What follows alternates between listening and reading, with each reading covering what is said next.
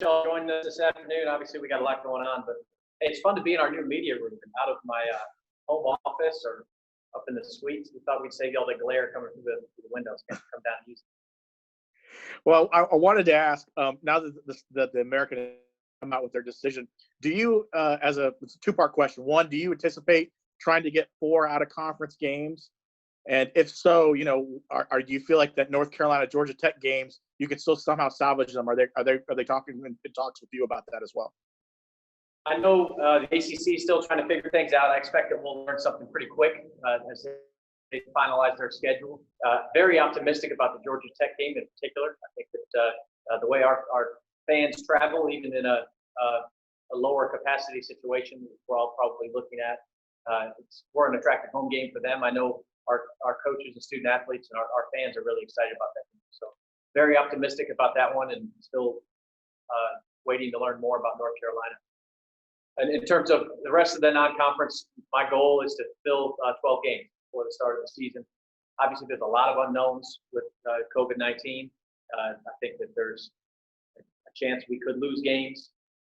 So I'd like to have a full slate and certainly have a full 7 home games as we expected to have for our fans and for our student athletes before the start of the season, before the pandemic hit. Danny, I know you're still working on scheduling games, but do you envision, is there a possibility you could schedule games for that week 0? I know the NCAA recently allowed teams to start earlier, or just maybe if North Carolina, like I said, doesn't happen, a game that would replace them on that Labor Day weekend. We contemplated week 0 earlier in the summer. It's too late at this point. We would have needed to start fall camp last week. So we're looking at week 1 and beyond, and all the possibilities there. Danny, thanks for doing this. With North Carolina, would you guys just be willing to travel up there? And also, can you speak to the frustration of the non-conference schedule being out of your hands at this point? Yeah, it's been tough. Obviously, we're in an unprecedented situation, so trying to be understanding of that. It's tough for our student athletes to come in every day and work out with face masks on. It's challenging for everybody. So I get why there's been kind of a void of information. I wish that we were more coordinated in college football and we had better communication. I think we saw great communication last spring as the conference basketball tournaments were being shut down, and obviously basketball falls under the umbrella of a national organization, and I wonder if that's a part of it. But I think the last month has probably shown we need to get more organized nationally in college football, because the lack of communication, not just with our conference, with UCF across the board, there's plenty of examples of that. It's been challenging for people to make decisions. But if anything, I'm grateful that we're finally at a place where we can start to make decisions and figure this thing out. I think that we'll do that pretty quickly. Danny, football training camp for UCF starts tomorrow. What is your comfort level like as you've seen other schools have to shut down because of COVID outbreaks? What's your personal comfort level like about having this football season unfold in a manner and in a way you guys have scheduled, and with keeping the COVID cases to a minimum? It's kind of been a roller coaster. If you would have asked me that a month ago, I'd probably have a different answer than I have right now, and a month before that, I'd given a different answer. Obviously, the community spread we're seeing in Central Florida is concerning. We have scientists at UCF that are projecting that we could be in a better place by the end of August. I hope that that's the case. That has a huge impact on the amount of fans we can have in our stands. Our number one priority, though, throughout this whole experience, really dating back to the spring, and we keep going back to our guiding principle, we're a mission-based organization, and it's about providing student athletes an awesome opportunity. So it's about our fall sport teams and doing everything we can to hopefully support them to have a fall competitive season. That's what we're here for. They've worked so hard to get here. And so we're going to do everything in our power to make sure that it's safe and healthy for them to compete this fall. I think that our football team in particular, who's been on campus the longest, we now have both soccer and volleyball on campus as well, but our football team has been unbelievable on how they've handled the responsibility to each other, and how they have really been disciplined about following all the guidelines, face masks, social distancing. We have a very successful bubble right now within UCF, certainly with our student athletes. It's going to be more challenging when the rest of the students come back, but I have confidence in our kids and how mature they've been and how serious they're taking this, and how important their competitive season is to them. And I think they're doing everything they can to protect it. Danny, do you have all the tests that you will need already in-house for, to make sure you have enough for the athletes to compete week in and week out? And what is your message to the athletes to keep that bubble as tight as you have it right now?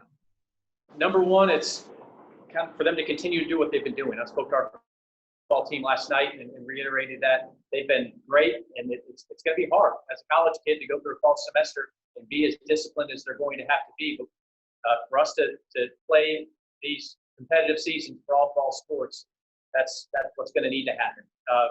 We have an awesome new partnership with Orlando Health. They've been great to work with. Our testing is as good as there is in the country. They have their own, I'm going to butcher the name of it, but the best testing machine. They got it against PCP, the whole nasal swab, the most accurate test. So we've had very quick turnarounds as compared to others I've talked to, colleagues across the country. We're advantaged in that we got a big city, we got a big health system we're working with. I think that the protocols we put in place with the American Athletic Conference they're more strict than the Power 5 protocols and the NCAA protocols. We have great medical professionals, team doctors across the conference that have all come together to put together, I think, a very safe plan.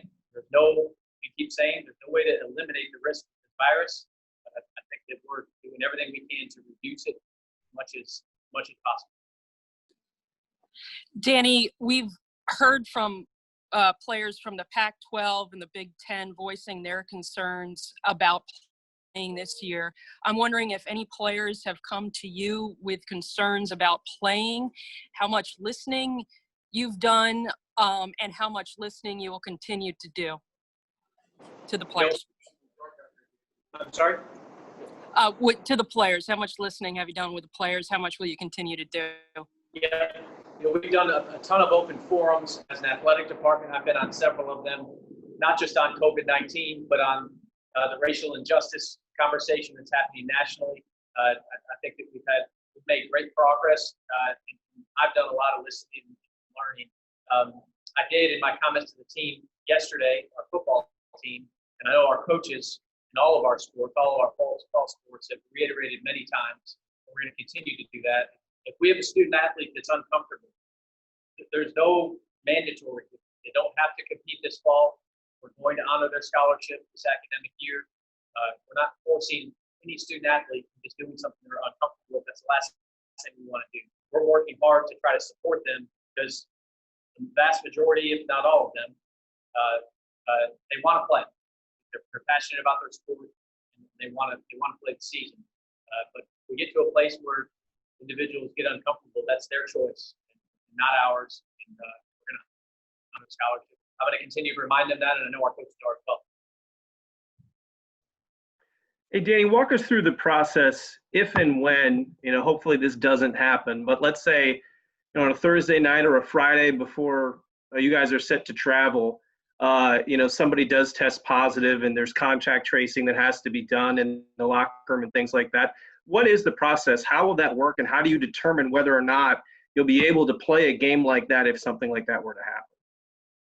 So we have very extensive protocols. It's a pretty thick booklet of medical protocols that our team across the conference and our folks, our team physician, we've had a lot of help with infectious disease experts with Orlando Health. I don't want to butcher the answer to that question, but there is a plan. We're very strict about contact tracing. We've gone through that several times this summer. And we are not going to put our team on the field. Obviously, if we're not comfortable with where we are with respect to the virus, and we're definitely not going to compete against another team unless they meet our standards, our testing standards, and we're comfortable with what those results are. So the team physicians will be speaking to each other before each game.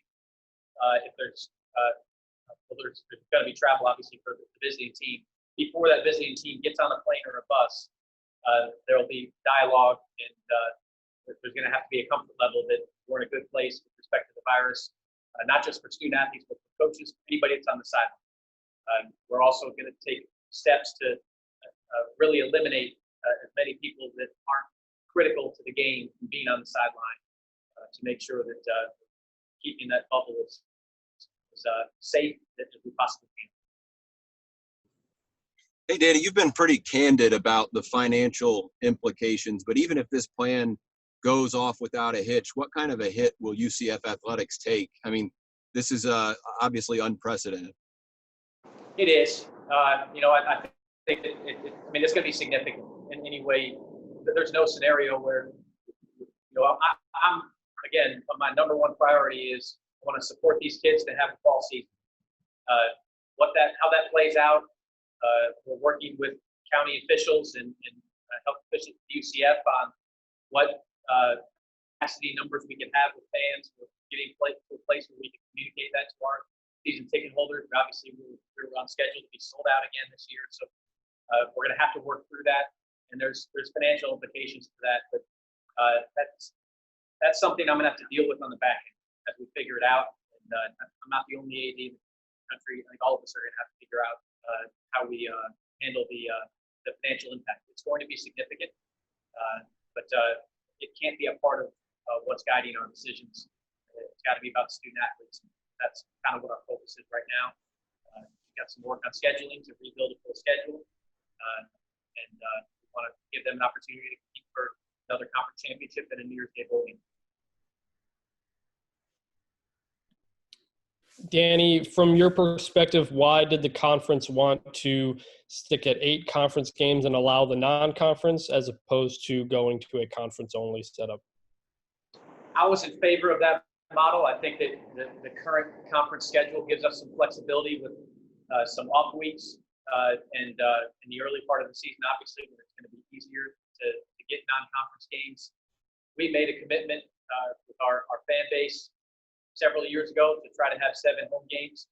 It's also a big part of our student athlete experience to have 7 home games. So, and obviously there's a risk that we could lose games. So we schedule 7. I feel like that gives us a much better chance to at least hopefully get in 6, hopefully all 7. But didn't want to reduce the amount of home games, and we expanded our conference games from 8 to 10, and that's hard to do. Danny, you mentioned obviously trying to get some of these games together, some of these non-conference games. If you guys lose some of these games, have you already been on the phone with some other schools maybe to possibly set something up for those out-of-conference games? We have, and it's a tricky proposition because what you schedule for this year can have impact on another year. And so it's hard to set up a home and home, for example, where the home game is this year in front of essentially a reduced capacity crowd, a game that we really can't monetize. We've already renewed our season ticket base. And then you have a road game in the future that's an outlier. Messes up the future schedule. So it's complicated. We're working on a bunch of different scenarios, looking at obviously waiting to hear from the ACC officially on North Carolina, on Georgia Tech, but planning different models on what we could do to replace those games in week 1 and 3. We also have an off week on October 10th. And then our FAMU game on November 7th. We're still optimistic that we can play that game as scheduled. Working through it, we're going to have to make a lot of decisions as soon as the ACC releases their final schedule.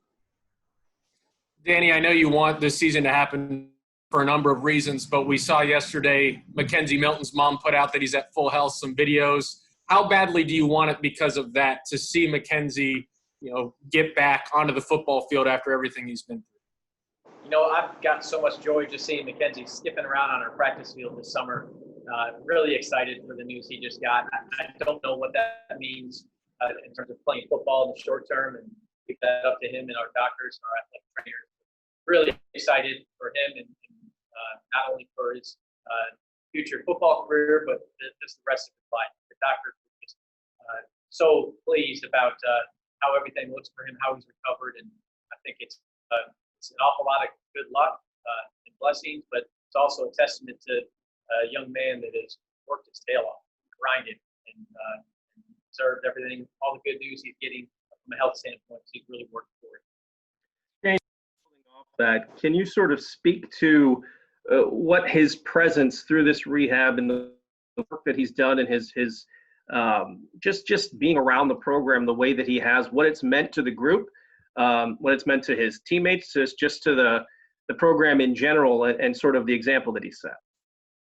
You know, I think Josh obviously can speak a lot better to that than I can. I'm not around the team every day, but you know, our student athletes in any sport know what he's accomplished. He's a leader, and he's a leader for our athletics department and for our whole university. He's done a lot for UCF, loves UCF, and I think that I know the feeling's mutual. So we're all just really excited to see him getting good news after going through so many challenges.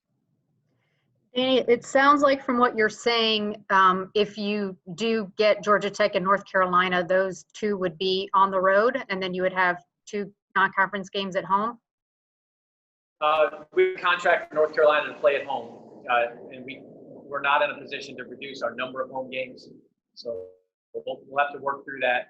But certainly, Georgia Tech was scheduled to be on the road, so playing that game on the road is what we intended to do, and it doesn't mess up our home schedule.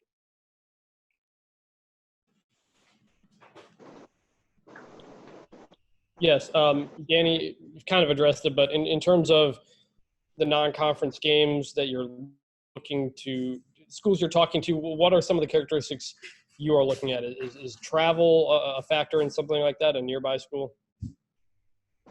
Yeah, travel's a factor. The number one priority is what their testing protocol is. And we want to make sure that we're not going to play anybody that doesn't meet our testing protocol. So that's really important. Travel's important. Obviously, having open dates at the right time. And then, like I mentioned, we can't finalize free schedules when we're back up and running. And you know, we've made a commitment to our fans, and we've built kind of a program here. And I think it's been a big part of how we build up our stadium, having a premier home game every year. And so we got to be careful about how we manage this to protect this season as well as our future. Hey, Danny, going back to the contact tracing, with a football team as closely as they work together, how does that work? If somebody on the offensive line tests positive, you know, right before a game, how do you determine who's eligible to play when they've probably interacted with a lot of different guys? I'll leave that determination to the doctors. We have infectious disease doctors involved. Certainly, I'm not going to have any say in that. Neither will Josh. We won't be involved in that. It's important that we're wearing face masks, and from what I understand from the doctors, that can mitigate some of the contact tracing. But, I've already said too much. I'm not a doctor. That's their call. And whatever they tell us is safe, that's what we're going to follow. Danny, I got 2 final questions. You mentioned FAMU as a possibility. I know the MEAC canceled fall sports a few weeks back. Are you still talking to Florida A&M about potentially? I know they've talked about playing as an independent this year. So is that game still a possibility? And lastly, can you talk about the Keep Charging On Fund? I know you announced that a couple weeks back. I think I saw announced today that you raised over $700,000 towards that. Can you kind of speak to that effort as well? Yeah, still talking to FAMU. I think they've done a great job of reaching out to a lot of different schools and trying to put a schedule together for their student athletes. And we're hoping to play that game November 7th. That could change depending on how we fill in holes early in the season. But they obviously have some flexibility with the decision their conference made. Keep Charging On Fund. I've been so proud of the way our staff has stepped up, a lot of donors have stepped up. My goal is to make this a one-year problem. I have optimism that we're going to be through this virus by the time that the 21-22 academic and competitive year kicks off. And I want us to get back to being the brand that we've been. We want to be a disruptor in college athletics, continue to build a top 25 athletics department. I don't want this to be a 5 to 10 year problem. So more that our folks can help us through philanthropy, depending on how it plays out, on how many of our season ticket holders we can get into the stadium, folks can help consider turning their tickets into a donation. Keep Charging Nonconference is a great destination for that. We've done a whole lot of cost cutting. Again, we're trying to solve up the financial problem in this year so that next year we can get back up and running and be in the UCF that we've been for the last several years. Okay, I said that was the last one, but Andrew's got a good one, so here we go. Danny, I can't believe we saved the bounce house for last. How did we forget up until now to ask you this question? Can you just take us through the official name change? We're between stadium naming partners right now. Obviously, it's affectionately called the Bounce House. I'd like to bounce, but we're working on that too. We have such a unique stadium experience. And I love the moniker of the Bounce House. No matter what we do, I think our folks will always affectionately call it that. So heading into the 2020 season, it's just the Bounce House. All right, thanks, Danny, and thank you all for being here. Appreciate everyone. We'll be in touch about the next couple of days with football. Thanks, Danny. Thanks, Dan. Thanks, Danny. Time.